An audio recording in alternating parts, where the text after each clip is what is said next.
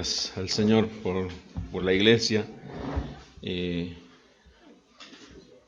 día del Señor a los que nos pude saludar personalmente. Bien, vamos a ir a la palabra del Señor. Continuamos en la carta a los Romanos. Hoy comenzaremos a meditar,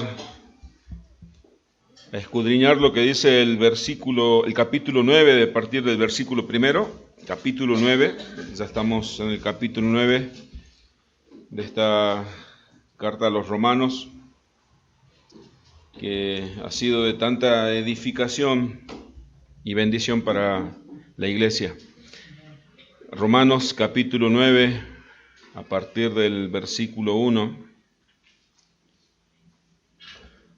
Dice así la palabra del Señor: Verdad digo en Cristo, no miento, y mi conciencia me da testimonio en el Espíritu Santo, que tengo gran tristeza y continuo dolor en mi corazón, porque deseara yo mismo ser anatema, separado de Cristo, por amor a mis hermanos, los que son mis parientes según la carne, que son israelitas, de los cuales son la adopción, la gloria, el pacto, la promulgación de la ley, el culto y las promesas, de quienes son los patriarcas y de los cuales según la carne vino Cristo, el cual es Dios sobre todas las cosas, bendito por los siglos. Amén. Oramos al Señor.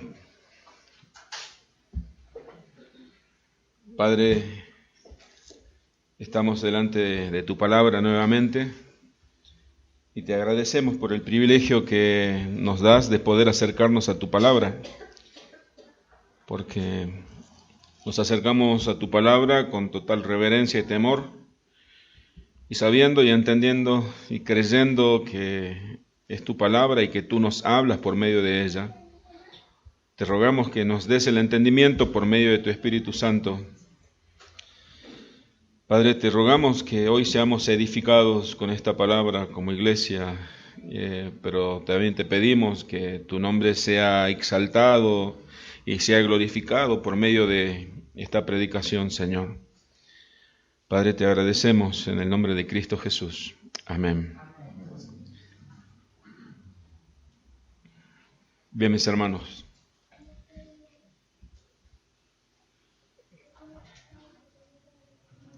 Dice en la Biblia, en la palabra de Dios, en el libro de Job: Yo conozco que todo lo puedes y que no hay pensamientos que se esconda de ti. Qué declaración que hizo Job en el capítulo 42, versículo 2. Solamente de modo de referencia, ¿no? Si aparece en pantalla lo puede leer. El apóstol Pablo en el Nuevo Testamento declara algo sobre la soberanía de Dios. En el primer capítulo dice: En él asimismo tuvimos herencia, habiendo sido predestinados conforme al propósito del que hace todas las cosas según el designio de su voluntad. En una versión parafraseada de este versículo dice Efesios 1:11: Dios nos eligió por medio de Cristo para ser su pueblo, tal como Él ya tenía planeado, pues Él actúa de manera que todo lo que suceda salga de acuerdo a su voluntad. Quiero comenzar la exposición de este texto que he leído al inicio, haciéndole una pregunta: ¿qué pensamos nosotros con respecto a estas verdades? ¿La creemos verdaderamente? Que nuestro Dios, como hemos cantado, ese Dios que adoramos, es un Dios soberano, es un Dios todopoderoso, es un Dios, como dice Efesios, y me gusta este versículo, siempre que debo enseñar o debo meditar sobre la soberanía de Dios, sobre el decreto de Dios. Y no es el Dios que muchos predican o enseñan o creen, en un Dios improvisado, en un Dios casi humano. Dice Efesios, el apóstol Pablo a los Efesios: Dios nos eligió por medio de Cristo para ser su pueblo, tal como yo lo había planeado a los que antes conoció. hemos estudiado en Romanos, pues Dios actúa de manera que todo lo que suceda salga de acuerdo a su voluntad, sobre ese decreto eterno y santo. Ahí tiene que estar fundamentada nuestra fe en ese Dios. En ese Dios que es un Dios todopoderoso, que hace todo de acuerdo a su decreto santo, de acuerdo a los designios de su voluntad. Nosotros vimos en el capítulo anterior, que la semana pasada terminamos de estudiar, que Pablo, el apóstol, se encargó de enseñarle a la iglesia de Roma sobre la seguridad de la salvación. Sobre la seguridad de la salvación, que la salvación no estaba fundamentada o basada en la decisión tomada por el hombre para elegir a Dios, sino en un plan perfecto, ese plan intratrinitario. En la eternidad, antes de que fuese creado el mundo, Dios había decidido salvar a un grupo de pecadores. Dios escogió a los que antes conoció, los predestinó, los llamó y los justificó, y también dice, los glorificó. Hay una seguridad en esa cadena de la salvación, en esa cadena de oro, en esos eslabones inseparables unos con otros. Si fuimos conocidos antes por Dios, seguramente también fuimos predestinados para ser hechos conforme a la imagen de su Hijo. Y también, dice la Escritura, fuimos llamados con ese llamamiento eficaz por medio del Evangelio y por medio de su Espíritu Santo. Y también nos garantiza que también seremos glorificados, la redención de nuestro cuerpo, la misma gloria de Cristo. Esa garantía enseñada en ese capítulo 8, y vamos a hacer un breve repaso para entrar de lleno ya al capítulo 9. Por ejemplo, decía el apóstol Pablo enseñando a la iglesia que se encontraba en Roma, una iglesia dice que había sido, algunos historiadores dicen que comenzó cuando en aquel aposento alto, cuando el Espíritu Santo descendió y algunos de los que estaban ahí llevó el Evangelio a Roma. Una iglesia que era la iglesia de Cristo, pero necesitaba una enseñanza doctrinal. Y el apóstol Pablo le enseña con respecto a quién es ese Dios, como hemos cantado nosotros al final. Hemos proclamado que nuestro Dios es todopoderoso.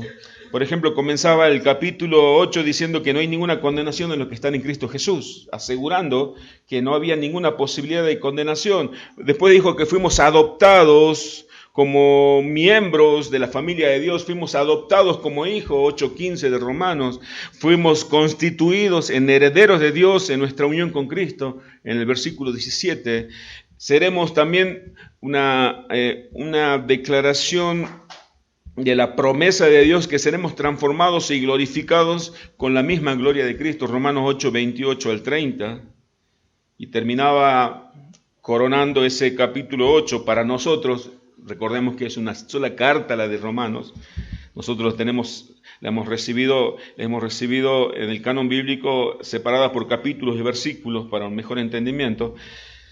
El versículo 28 al 30, seremos transformados y glorificados con la misma gloria de Dios, dije, pero termina 31 y 39 en los versículos finales. Nadie nos podrá separar jamás de Dios porque estamos unidos por medio de Cristo.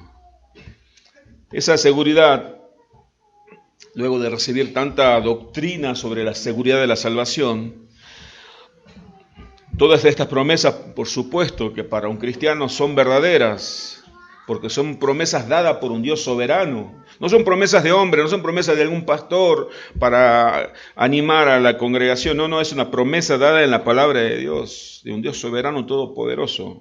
Aquel Dios que hace todas las cosas de acuerdo a los designios de su voluntad, como vimos en Efesios 1:11. El apóstol Pablo pasa del gozo del capítulo 8 al final, como diciendo, mis hermanos, no hay ninguna posibilidad de que seamos separados del amor de Dios porque estamos unidos a Cristo eternamente. Luego de estas verdades tan gloriosas, Pablo pasa al capítulo 9, que es como cambia rotundamente, ¿sí?, la retórica del mensaje, pero no en sí, porque Pablo quiere enseñar, porque seguramente dentro de de los lectores originales o de la audiencia original de los romanos había algún judío que conocía de las promesas de Dios dadas en el Antiguo Testamento para el pueblo de Israel, el apóstol Pablo pasa del gozo, pasa como, dice, declarando y abriendo su corazón diciendo que siente un profundo dolor, un continuo sufrimiento por sus parientes israelitas. Es como si alguien le hubiese preguntado, bueno, Pablo, me parece muy maravilloso lo que dijiste con respecto a ese Dios soberano que promete que no hay ninguna condenación para los que estamos unidos a Cristo y que no hay ninguna posibilidad de separación, pero ¿qué me puedes decir con respecto a las promesas que Dios le ha dado a su pueblo Israel? ¿Por qué no todos los israelitas recibieron el Evangelio? ¿Por qué sí es bien que muchos israelitas o judíos creyeron en el Evangelio, pero también en gran cantidad, en su mayoría, rechazaron el Evangelio? ¿En qué quedó las promesas de Dios con respecto a Israel? Claro, meditando en esto, quizás para aquel que no ha sido judío, todo lo que le decía Pablo estaba y lo creía como cristiano, ¿no? Lleno del Espíritu Santo. Habrá dado gloria a Dios por esa seguridad de la salvación, pero aquel que recibió una enseñanza judía, conocía de la ley y de los profetas, ¿y qué hay con las promesas de Dios para Israel? Entonces vamos a ver hoy, y la exposición voy a basarme en tres ejes, en tres puntos. Número uno, un gran dolor por los desaprobados que manifiesta Pablo. Número dos, el segundo punto, el plan de Dios es eficaz. Y el tercer punto, Dios se glorifica en su soberanía. Un gran dolor por los perdidos es que Pablo manifestó. Vamos a leer nuevamente versículo 1 al 3. Verdad digo en Cristo, no miento, y mi conciencia me da testimonio en el Espíritu Santo, que tengo gran tristeza y continuo dolor en mi corazón, porque deseara yo mismo ser anatema, separado de Cristo por amor a mis hermanos, los que son mis parientes según la carne. Pablo, luego de su conversión, dejó de seguir a los cristianos y se convirtió en un siervo de Cristo. Pablo comienza esta sección de la carta haciendo un juramento legal. Digo la verdad en Cristo. Es un juramento, como lo que voy a decir a continuación. Pablo hace una introducción, lo que voy a decir a continuación. Quiero que ustedes sepan que no voy a hablar de una manera correcta o diplomática como para quedar bien con ustedes, porque muchas veces se usa o se estila, si uno escribe una carta o un mensaje y dice a una persona desconocida, supongamos, recibo mensajes que me dicen a veces, se dirigen a mí, estimado pastor, digo, y uno piensa, pero ¿cómo me estima si no me conoce? Es una manera de decir. Y Pablo dice, lo que voy a decir a continuación, lo digo en mi unión con Cristo, con mi percepción moral, mi conciencia no me acusa, mi conciencia en el Espíritu Santo, bajo la iluminación del Espíritu Santo, que yo siento y manifiesto una gran tristeza y un continuo dolor. ¡Wow! Pero si venía recién de estar exultante, porque Dios nos asegura que estamos unidos a Cristo eternamente, que ninguna circunstancia, ningún demonio, ningún diablo, ni yo mismo nos puede separar de Dios. Y ahora dice, siento un gran dolor. No solamente, fíjese cómo usa los adjetivos, gran tristeza, no solamente tristeza, sino una tristeza grande. Y esto está bajo juramento. En la unión con Cristo, no solamente delante de Dios, sino unido a Cristo, y su conciencia unida al Espíritu Santo. Dice, siento una gran tristeza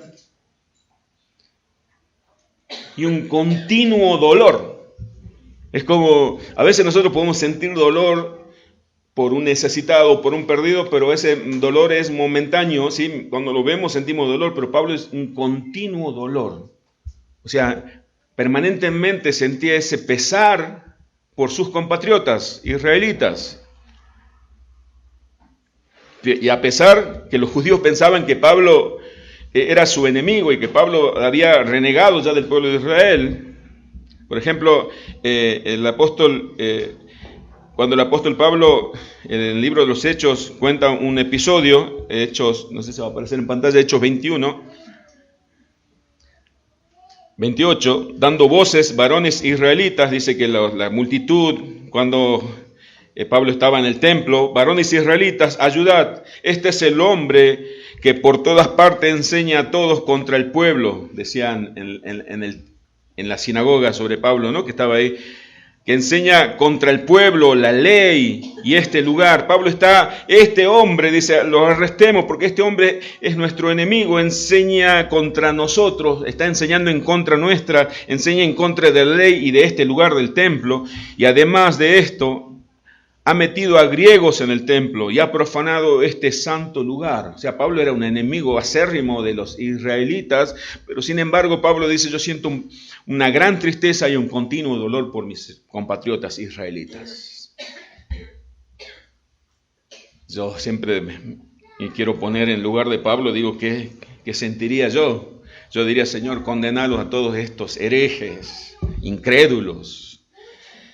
Pero Pablo sentía un continuo dolor, una gran tristeza. Pablo muestra una gran tristeza, un continuo dolor en su corazón por sus parientes.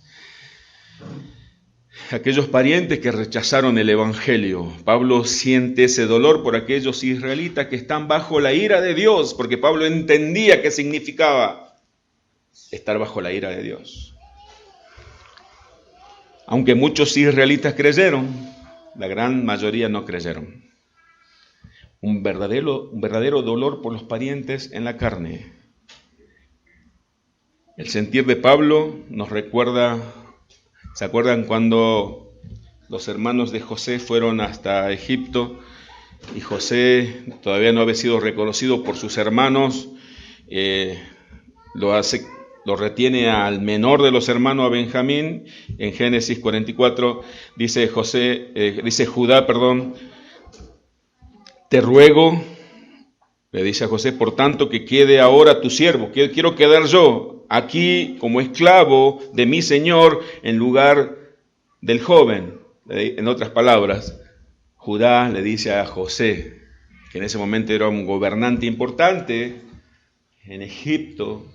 Judá no lo había reconocido a su hermano, porque Judá lo había entregado junto a sus otros hermanos, más o menos para hacer un contexto de la historia. Te ruego, mi señor, se dirige a José, que yo voy a ocupar el lugar de mi hermano.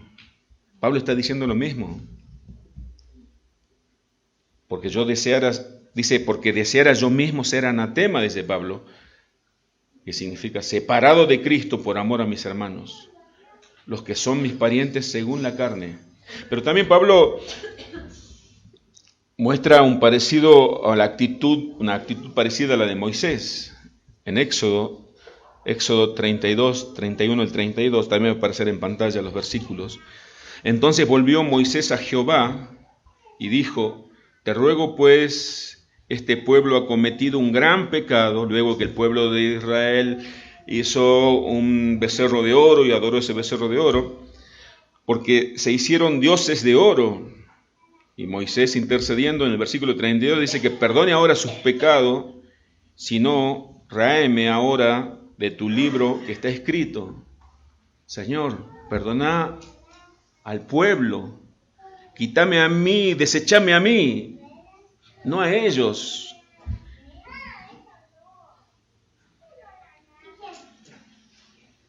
Pablo, como sabemos, imitaba a Cristo, porque Cristo entregó su vida por nosotros. Por ejemplo, dice entre varios textos en la Escritura del Nuevo Testamento, en Juan capítulo 15, versículo 13, nadie tiene mayor amor que este, que ponga su vida por sus amigos. Entonces no era algo extraordinario dentro de lo que se puede ver en la Escritura, ¿no? De los hombres de Dios que apuntaban a ser un tipo de Cristo. Aunque Pablo entendía que esa clase de intercambio era imposible. Pablo sabía que él no iba a poder ser considerado anatema, separado de Cristo, ¿sí? Anatema, separado de Cristo. Si alguien está separado de Cristo, ¿qué sucede? Está condenado a la ira de Dios. No es solamente, no tiene ninguna religión. Toda persona que está separada de Cristo está bajo la condenación de la ira de Dios. Pablo sabía que eso no era posible, porque él lo venía enseñando y lo enseñó en el capítulo anteriormente. Porque estoy seguro que ni la muerte, ni la vida, ni ángeles, ni principados, ni potestades, ni lo presente, ni lo porvenir, ni lo alto, ni lo profundo, ni ninguna otra cosa creada nos podrá separar del amor de Dios que es en Cristo Jesús, Señor nuestro. O sea, Pablo estaba diciendo, sería yo anatema, Señor, considérame anatema, yo me he separado de Cristo para que mis hermanos israelitas sean salvos. Pablo estaba mostrando su dolor de otra manera. Si existiría la posibilidad de que Dios pueda separarme de Cristo y la condenación caiga sobre mí para que mis hermanos se salven, era algo imposible. Porque venía de enseñar eso Pablo, pero quería mostrarle a la audiencia original, a la iglesia de Roma, a aquellos judíos que se estaban preguntando, ¿y qué pasa con las promesas que Dios le ha dado a Israel? Ese es el dolor que yo tengo por mis parientes en la carne. Ahora nosotros nos toca de cerca esta parte de la carta de los romanos. Nosotros sentimos ese dolor continuo o de vez en cuando sentimos un pesar por los parientes nuestros cercanos o no tan cercanos que están apartados de Cristo. Entiéndase y créase que esto significa están bajo la ira, bajo la condenación de la ira de Dios. ¿Cómo nosotros convivimos con ese entendimiento? Que se nos adormece a veces, digo nosotros, mis hermanos, ¿no? Se nos adormece a veces la conciencia. Sentimos ese continuo dolor por nuestros hijos, nuestras esposas, esposos, hermanos, hermanas, padres que están separados de Cristo. Manifestamos ese dolor delante del Señor. Señor, tené misericordia de ellos así como tuviste de mí. Si esa es tu voluntad, por supuesto, Señor. Mis hermanos, yo me preguntaba y meditaba si nosotros tenemos conciencia de lo que significa que alguien esté separado de Cristo, que no es igual a alguien que tenga una religión o que vaya a la iglesia todos los domingos. Una vida separada de Cristo. Pablo tenía un entendimiento recibido por el Espíritu el mismo Espíritu de Dios y había sido instruido por Cristo glorificado. Pablo entendía lo que significaba estar separado de Cristo. Yo creo que nosotros como una iglesia reformada, a la cual nos caracterizamos por la sola Escritura, por una iglesia que estudia la palabra, no solamente en los domingos cuando usted escucha el sermón, sino que diariamente en nuestra vida devocional, porque estamos unidos a Cristo, sabemos lo que significa no estar unidos a Cristo.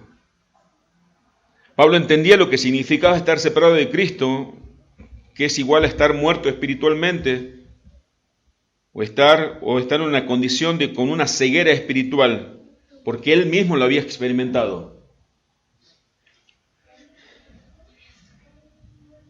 Pablo en la segunda carta a los Corintios, en el tercer capítulo, Pablo expresa algo que tiene relación con lo que está exponiendo, escribiendo a los romanos. Dice, pero el entendimiento de ellos se embotó. Está hablando a los israelitas contemporáneos de Pablo, ¿no? Pero el entendimiento de ellos se embotó, porque hasta el día de hoy, cuando leen el antiguo pacto, les queda el mismo velo no descubierto, el cual por Cristo es quitado. Y aún hasta el día de hoy, cuando se lee a Moisés, el velo está puesto sobre el corazón de ellos. Pero cuando se conviertan al Señor, el velo se quitará. Porque el Señor es el Espíritu, y donde está el Espíritu del Señor, allí hay libertad. Por tanto, nosotros todos, mirando a cara descubierta como en un espejo la gloria del Señor, somos transformados de gloria en gloria en la misma imagen como por el Espíritu del Señor. Pablo está diciendo aquel que no está unido a Cristo, está apartado de Cristo, tiene un velo. Y los israelitas conocerán mucho de la ley, conocerán mucho del Antiguo Testamento, conocerán mucho de los profetas, de los salmos, pero cuando leen el Antiguo Pacto, cuando leen el Antiguo Testamento, cuando leen la ley, cuando leen los profetas, no pueden ver a Cristo. Si no pueden ver a Cristo en el Antiguo Testamento, es una señal de que están condenados. Wow, o sea, los israelitas en aquel tiempo tenían un conocimiento que muchos cristianos de este tiempo no tienen. Si Pablo consideraba que aquellos israelitas que tenían un gran conocimiento del Antiguo Pacto, pero en el Antiguo Pacto, en Génesis, en Éxodo, en todos los libros del Pentateuco, en los profetas, no podían ver a Cristo, era porque estaban condenados. Porque donde está el Espíritu de Dios, allí hay libertad.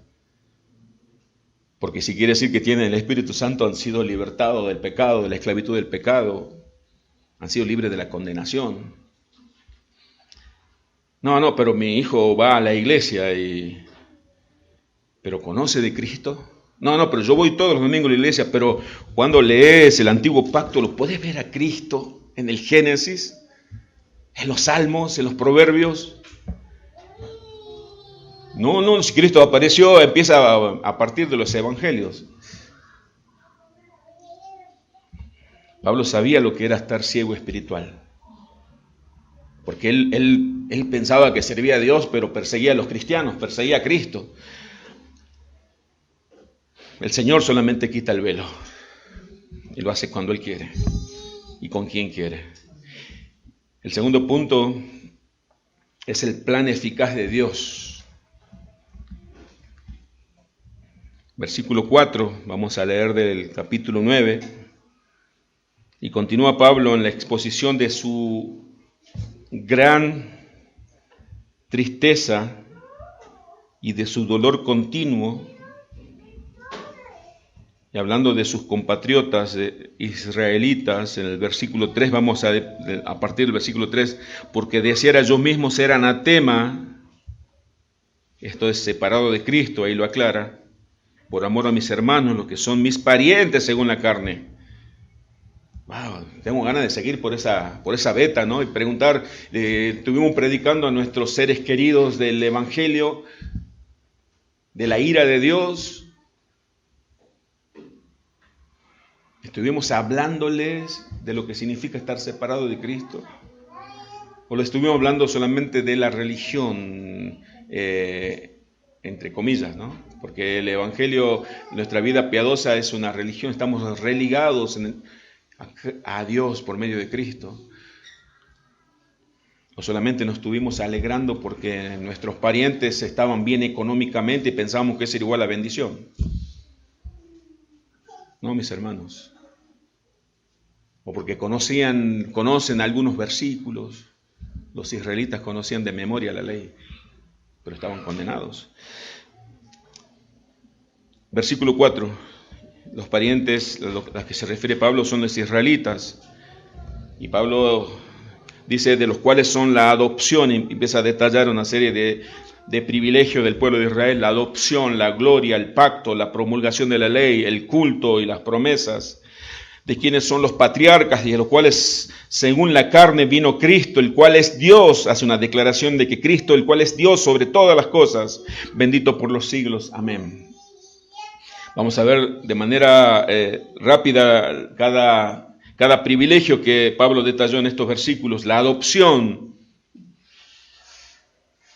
No habla en el sentido que habló en Romanos 8:17, que somos hijos de Dios, sino la adopción. Dios los escogió entre todos los pueblos de aquella civilización a Israel, la nación más pequeña de todas. A ellos se le había otorgado un alto privilegio de haber sido adoptados como primogénitos de Dios.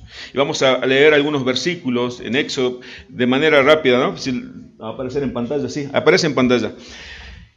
4:22, y dirás a Faraón, cuando Dios le manda a Moisés para que le dé un mensaje al Faraón: Jehová ha dicho así, Israel es mi hijo, mi primogénito. O sea, tenés cuidado, Faraón, te estás metiendo con el pueblo escogido de Dios.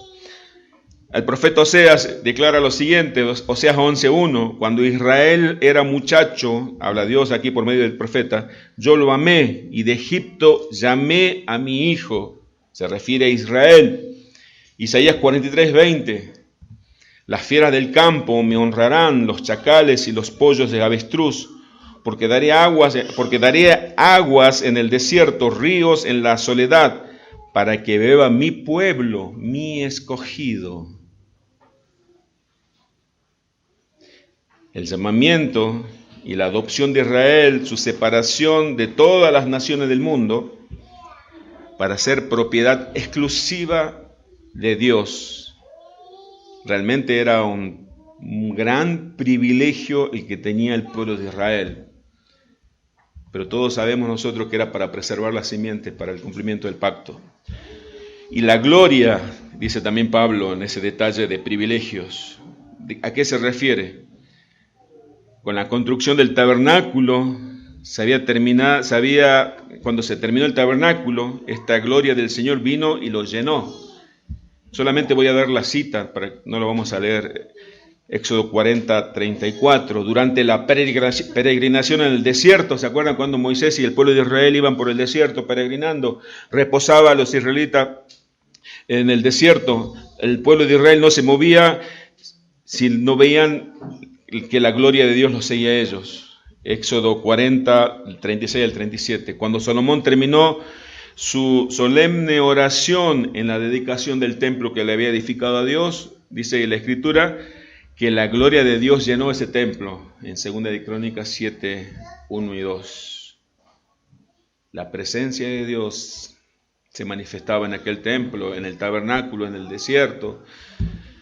Y los pactos, si bien hay un solo pacto de gracia, el pacto con Noé, el pacto con Abraham, el pacto con David, hasta llegar al nuevo pacto, a la consumación de ese pacto de gracia en el nuevo pacto con Cristo. Los pactos es la promesa de la llegada de la simiente, la llegada del Mesías.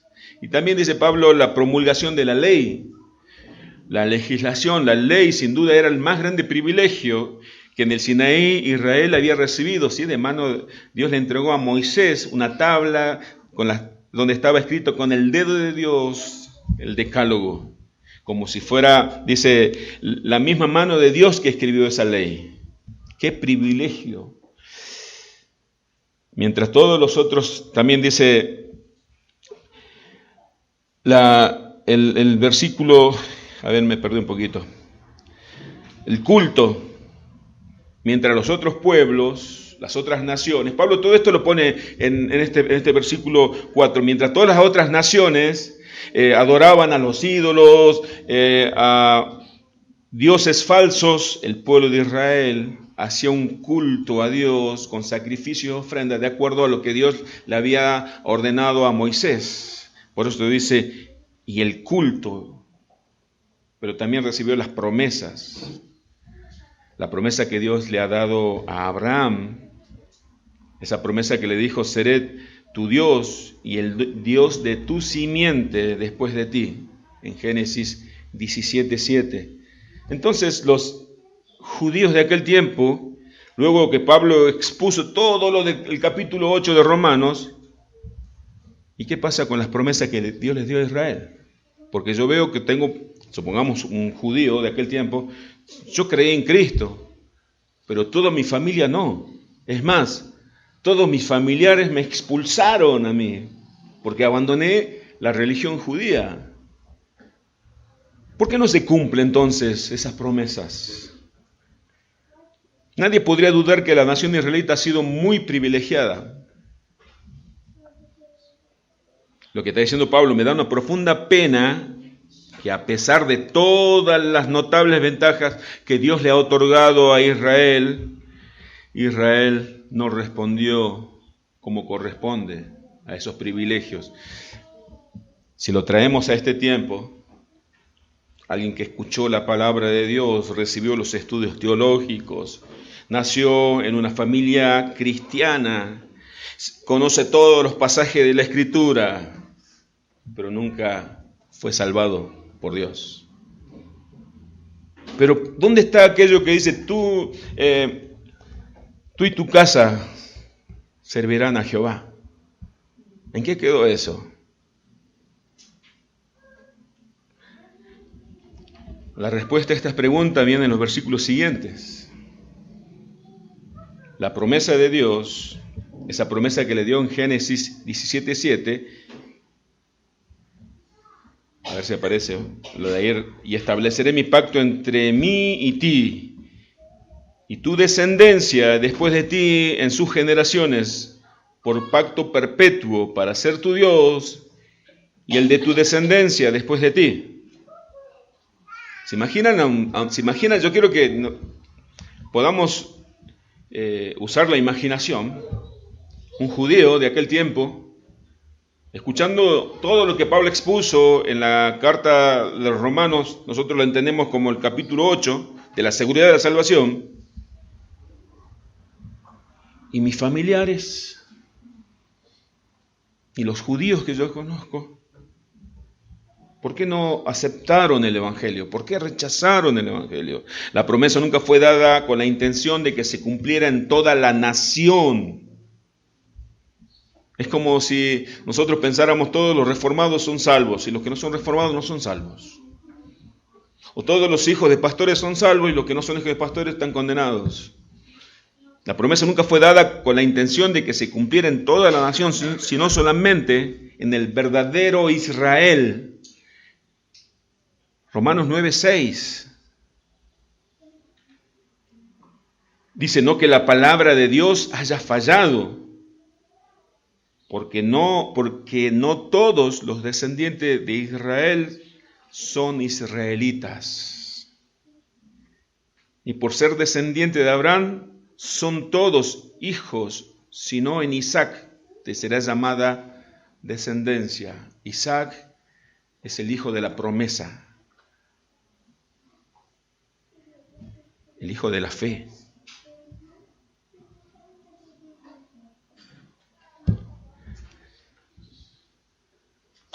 Ahora vamos a ver otro aspecto del dolor y de la preocupación de Pablo. Si bien Pablo expresó y manifestó un gran dolor, una gran tristeza, un continuo dolor y sufrimiento por sus parientes en la carne, vemos de manera implícita que Pablo estaba muy interesado, si bien manifestó que era en los parientes según la carne, pero Pablo estaba interesado en el honor de Dios. Porque muchos estaban pensando que la palabra de Dios se había fallado, y en el versículo 6 dice, no, están equivocados.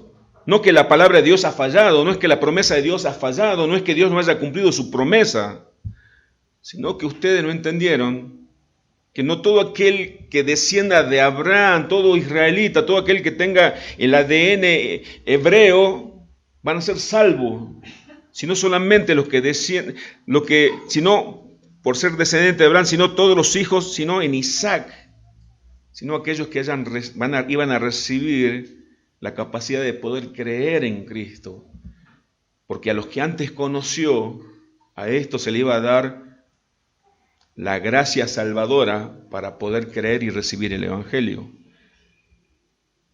Por eso comencé leyendo Efesios 1:11, que Dios hace todas las cosas según el designio de su voluntad. Y más adelante Pablo, que no vamos a exponer ahora, lo detalla con más precisión. Pero yo decía recién que Pablo estaba interesado más que en los israelitas en el honor de Dios. Que nadie piense que la palabra de Dios ha fallado. Porque el ser humano siempre está tentado a culpar a Dios. Cuando ves que las circunstancias no son coherentes a la promesa dada por Dios, dice, no, entonces quiere decir que Dios ha fallado. La palabra de Dios nunca falla. Es inefable. Cielo y tierra pasarán, pero su palabra no pasará. Lo que Dios prometió se hará. Pero también Moisés estaba interesado en el honor de Dios. Yo solamente le voy a leer, no va a aparecer en pantalla, pero usted escúcheme con atención lo que dice Moisés en Éxodo 32, 9 al 13. Dijo más Jehová a Moisés: yo he visto este pueblo, que por cierto es pueblo de dura cerviz. Ahora pues déjame que se encienda mi ira en ellos y los consuma, y de ti yo haré una nación grande. Entonces Moisés oró en presencia de Jehová su Dios y dijo: oh Jehová, ¿por qué se encenderá tu furor contra tu pueblo que tú sacaste de la tierra de Egipto con gran poder y con mano fuerte? ¿Por qué han de hablar los egipcios diciendo: para mal lo sacó, para matarlo en los montes y para raerlos de sobre la faz de la tierra? Vuélvete del ardor de tu ira y arrepiéntete de este mal contra tu pueblo. Moisés le está diciendo a Dios: Señor, no me preocupa tanto el pueblo que lo vas a exterminar, sino qué van a decir los demás de ti, de tu honor. Y Pablo también está interesado por el honor de Dios. No es que la palabra de Dios haya fallado, sino que ustedes no la entendieron bien. No todos los que descienden de Israel son israelitas, sino los que descienden según Isaac, el hijo de la promesa. El tercer punto: Dios se glorifica en su soberanía.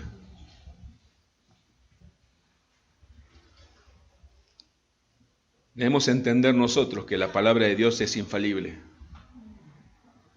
O si no, vamos a tener un gran conflicto con nosotros mismos. O si no, Cristo va a ser nuestro tropiezo. Como esta mañana temprano les hablaba de Juan el Bautista, que él pensaba que se había equivocado cuando lo presentó a Jesús como el Cordero de Dios. Y luego Jesús, de mostrarle a los discípulos de Juan, de que Juan no se había equivocado, Jesús dijo: bienaventurado aquel que no haya tropiezo en mí. Cuando nosotros pensamos que las promesas de Dios fallaron, que la palabra de Dios falló, estamos tropezando con la roca. Y a eso les pasó a los judíos. La palabra de Dios es infalible, mis hermanos. Las promesas de Dios se cumplirán. Si no se llegara a cumplir una sola de las promesas, Dios dejaría de ser Dios.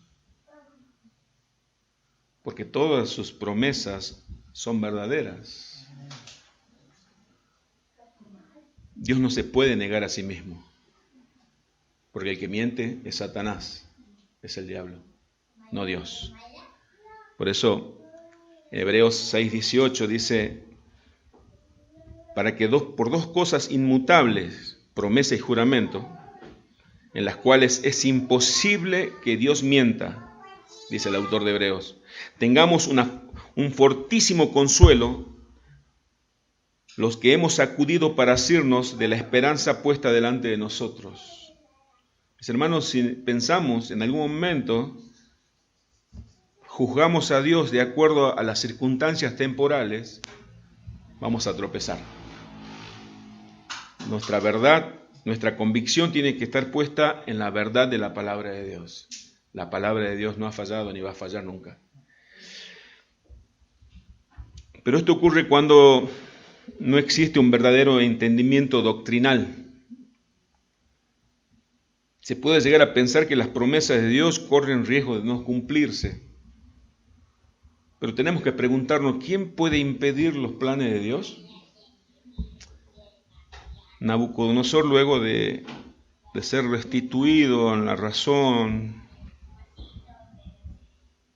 luego de que había sido transformado como en una bestia por no dar gloria a Dios, por robarse la gloria de Dios, Daniel 4:35 dice: todos los habitantes de la tierra son considerados como nada. Y Él hace según su voluntad en el ejército del cielo y en los habitantes de la tierra. Y no hay quien detenga su mano y le diga: ¿qué haces? ¿Quién le puede impedir a Dios para que no lleve a cabo sus planes? Lo que el apóstol Pablo está defendiendo. No es que la palabra de Dios haya fallado. No es que Dios no pudo salvar a los israelitas como Él se había propuesto en sí mismo antes. Nuestro Dios está en los cielos y todo lo que quiso lo ha hecho. Pero eso nos pasa a nosotros también. El plan del Trino Dios para manifestar su misericordia y su gran amor por medio de la redención, ese plan fue creado en la eternidad pasada. Cristo es el Cordero de Dios inmolado antes de la fundación del mundo, dice el apóstol Pedro. El apóstol Juan, en el primer capítulo del Evangelio, dice: a los suyos vino y los suyos no le recibieron. Mas a todos los que le recibieron, a los que creen en su nombre, le dio potestad de ser hecho hijo de Dios. Hay aprobados y reprobados, hay escogidos y desechados en el plan de Dios. Cuando los judíos no lo recibieron, Dios no se sorprendió, no se tomó la cabeza y dijo: ¡ay, no me recibieron a mi hijo! A los que no le recibieron, esto también estaba dentro del plan de Dios. Eso es lo que le está diciendo Pablo a los romanos. Ay, ¿por qué no se salvó mi abuela? Porque estaba dentro del plan de Dios. ¿Por qué mi hijo no se convirtió? Porque estaba dentro del plan de Dios. ¿Por qué no todos mis parientes son creyentes? Porque estaba dentro del plan de Dios que no todos creyeran. Porque Él es soberano, Él es Dios. Él escoge a quien Él quiere y desecha a quien Él quiere también. Algo que le cuesta aceptar a los cristianos de este tiempo, a la gran mayoría, es la elección condicional. La elección incondicional de Dios. No pueden aceptar que Dios elija a uno y deseche a otro. Cristo fue entregado antes de morir, entregado para morir antes de la fundación del mundo. Muchos creyeron también que el plan de Dios estaba fallando cuando el Hijo de Dios estaba yendo a la cruz y estaba colgado en un madero. El plan de Dios falló. Por eso en el libro de los Hechos, en el capítulo 4, que no lo vamos a leer, la iglesia perseguida con los apóstoles reunidas, orando por las amenazas para que no se predique más de Cristo, unánimes oraron diciendo: soberano Dios. Cuando se juntaron Herodes, Poncio Pilato, los judíos, los gentiles para ir en contra de tu santo Hijo, todo esto aconteció porque así estaba ya decretado. Es que Dios no tiene que pedir permiso a nosotros, mis hermanos. Los israelitas que estaban altercando en su corazón: ¿y por qué no todos los israelitas somos salvos? Si de Israel vienen los judíos, viene el Salvador, los profetas, la ley, todo. Porque Dios hace como Él quiere. Lo que Pablo más adelante va a detallar en el versículo 15, vamos a leerlo solamente, Romanos 9, 15 y 16. Tendré misericordia del que yo tenga. Pues a Moisés dice: tendré misericordia del que yo tenga misericordia y me compadeceré del que yo me compadezca. Así que no depende del que quiere ni del que corre, sino de Dios que tiene misericordia. Este versículo, para algunos cristianos que no aceptan la soberanía de Dios, crujen los dientes, dicen: no puede ser así. Es así. Porque mi Dios es soberano y hace todo lo que se propuso hacer, lo va a hacer. No depende, el versículo es como, acá Pablo le está diciendo: ¿Se acuerdan cuando Dios le dijo a Moisés, va a tener misericordia de quien Él quiera tener misericordia, se va a compadecer de quien Él quiera? Así que no depende de quien quiere, yo quiero, ni el que corre, ni el que patalea, ni el que llora, sino de Dios que tiene misericordia. Por eso Pablo, yéndonos un poquito más al final del argumento, en el capítulo 11, versículos 33 y 35, Pablo exalta a Dios por su soberanía, por su sabiduría. Oh, profundidad de las riquezas, de la sabiduría y de la ciencia de Dios. Cuán insondables son sus juicios e inescrutables sus caminos. Porque ¿quién entendió la mente del Señor? ¿O quién fue su consejero? ¿O quién le dio a él primero para que le fuese recompensado? Es como está diciendo, Señor, yo te voy a alabar por la grandeza de tu sabiduría, de tu soberanía, porque ¿quién soy yo? ¿Quién es el barro para que le diga al alfarero, ¿por qué me hiciste así? Señor, así como Job, por eso lo cité Job al comienzo. Job, cuando entendió que él era una criatura y que Dios era el creador y es el Dios altísimo, lo que hizo Job, luego de altercar con Dios, ¿sabe lo que hizo? Puso su mano en la boca. Mejor me callo. Así que mi hermano, a veces, antes de altercar con Dios, ponga su mano en la boca para no altercar contra Dios. Exaltemos a Dios por su soberanía, mis hermanos. Cuando Dios lo prometió descendencia a Abraham, fue en Isaac. En Gálatas 4:28 dice, así que hermanos, nosotros, como Isaac, somos hijos de la promesa. No toda la nación de Israel va a ser salvada, sino la Israel espiritual. Acá tenemos otro ejemplo de que el plan de Dios siempre se cumple. Y acá tenemos otro ejemplo de que debemos adorar a Dios por su soberanía. Romanos 4:17 al 21.